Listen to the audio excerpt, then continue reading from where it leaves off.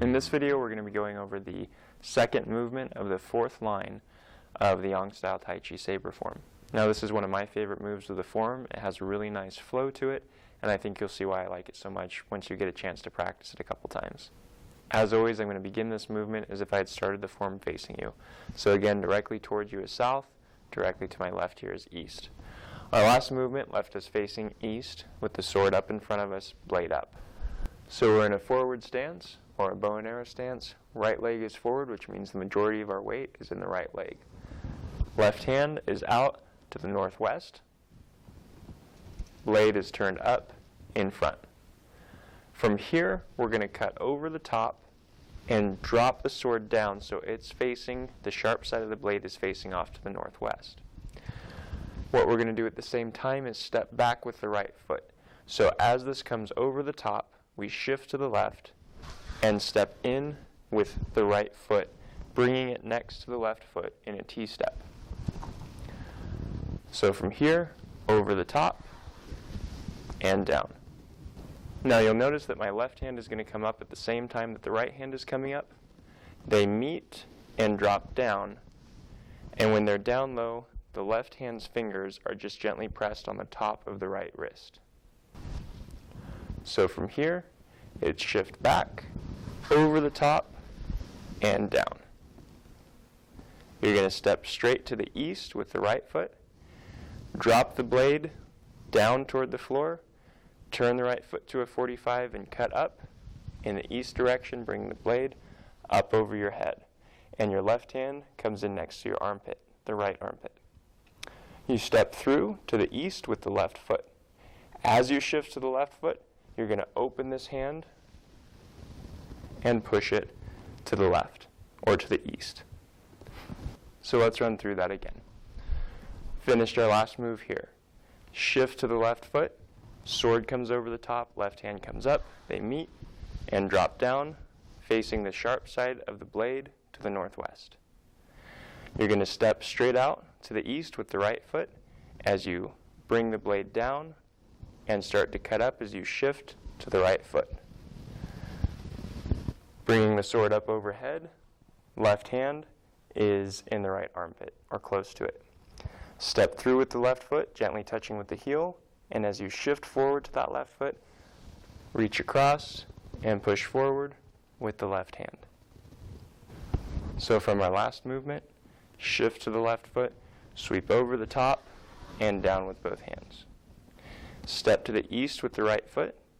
As you start to drop that blade, turn the right foot to a 45 and shift to the right foot. As you're coming forward, this left hand is traveling up the arm because it was at the right wrist, and it's going to travel up as you lift the sword in front of you here. Then you step through with the left, touching with the heel. As you shift forward, push out. So you're finishing in a bow and arrow stance, weight shifted to the left foot, sword up above the head, pointing forward, sharp side of the blade pointing up, pushing out to the east with the left hand. Now I'll demonstrate as if I had started the form facing this way. So this is south, directly away from you will be east. The last movement finished here. I was facing the east, the sharp side of the blade was pointing up toward the ceiling, the point was pointing directly to the east. Left hand is extended to the northwest. I shift back to the left foot, and as I shift back, I'm going to pull the right leg in, come over the top with the sword, and drop it down so the sharp side is pointing off, facing the northwest. So from here, I come back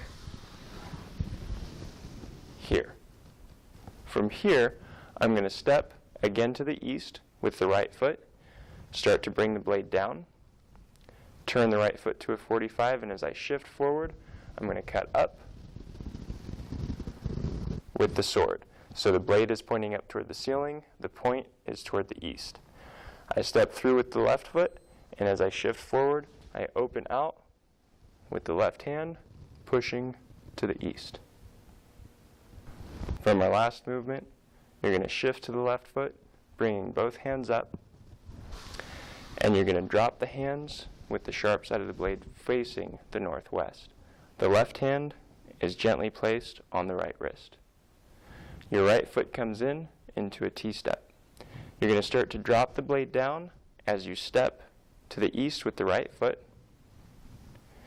Turn the right foot to a 45, and as you shift to that right foot, cut up with the blade, left hand sliding up toward the right armpit.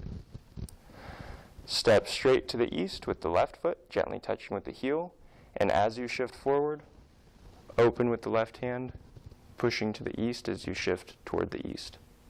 Now I'll demonstrate this movement as if I had started the form facing directly away from you. So this is now my south, this is my east. At the end of our last movement, we were here with the right side forward, sharp side of the blade pointing up, left hand out to the northwest. I'm going to shift back to the left foot. As I do that, the hands come up and drop down so that the blade is pointing off to the northwest, or at least the sharp side is. The tip is up. So from here, shift back, drop the hands down, sharp side of the blade pointing off to the northwest. From here, I'm going to step directly to the east with my right foot as I start to drop that blade. Turn the right foot to a 45, and as I shift forward, I cut up. And notice how this left hand is sliding up the arm as this cut is coming up. Toward the end of that slide, turn the palm of the hand towards you as you finish this cut up. Step out with the left foot directly toward the east, and as you shift forward, you're going to open across with this left hand directly toward the east. From our last movement of the form, come over the top with both hands dropping down so the sharp side of the blade is facing northwest. At the same time, shift to the left, pull the right leg in. Step directly to the east with the right foot, gently touching with the heel. Turn that foot to a 45, cut up, sliding the left hand up toward the right armpit. Step out with the left foot, gently touching with the heel, and as you shift forward, press out with the left hand. Now I'll begin as if I had started the form facing this direction. So again, this is going to be my south. Coming toward you is going to be my east. The last movement was finished here. I shift back to the left, cutting over the top and dropping down, pointing the sharp side of the blade toward the northwest.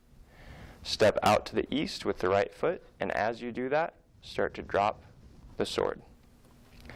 Turn the right foot to a 45, shift through, cut up, bringing this left hand up toward the right armpit.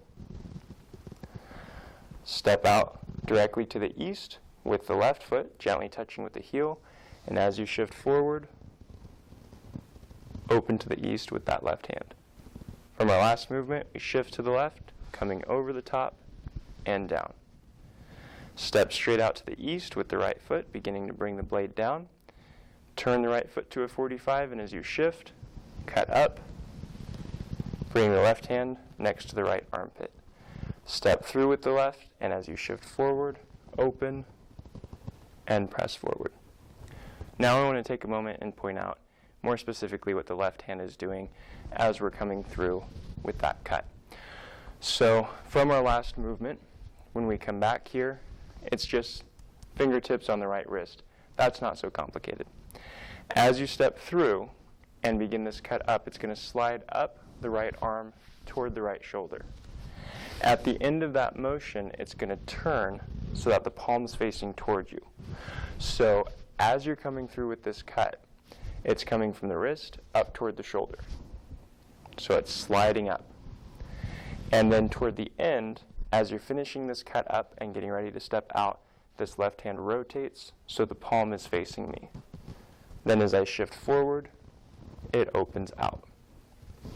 That's all that there is to the second and final movement of the fourth line of the Yang-style Tai Chi Saber Form.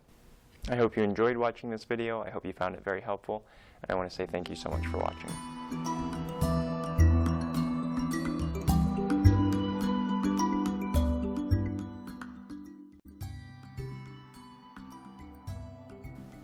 In this video, I want to talk to you about a product that I've been using for a lot of years now, something that I absolutely love. And if you're into taking supplements, you will probably absolutely love this too. It's called Daily Complete, and it's put out by a company called Pure Trim. This is what it looks like. And the reason I love this so much is because, one, it's a liquid, so I don't have to swallow pills when I take it. Two, it has over 200 nutrients in it, so instead of taking several different supplements, trying to get the same amount of nutrients that I can get out of this bottle, I take 1 ounce of this and I'm done. Now, this is one of the products that I used extensively while I was over in China training, and I think it was invaluable for me for keeping my energy up and making sure I was getting proper nutrition while I was doing strenuous training all day long. Now, the last thing that I really like about it, it's awesome, is it's just simple to take. So if you're like, all right, it's time to take my supplements with my lunch or whatever, you literally just open it up, get a little ounce glass out, pour yourself an ounce, done, swallow it. And that's it, you're done. You've taken your vitamins for the day. Another nice thing is it tastes pretty good. It basically just tastes like oranges and a hint of vitamin flavor to it, if you know what vitamins taste like. So anyway, I hope you try it out sometime if you're into taking supplements. If you're not, I still hope you try it out, and I hope you learn to love it as much as I do. Daily Complete.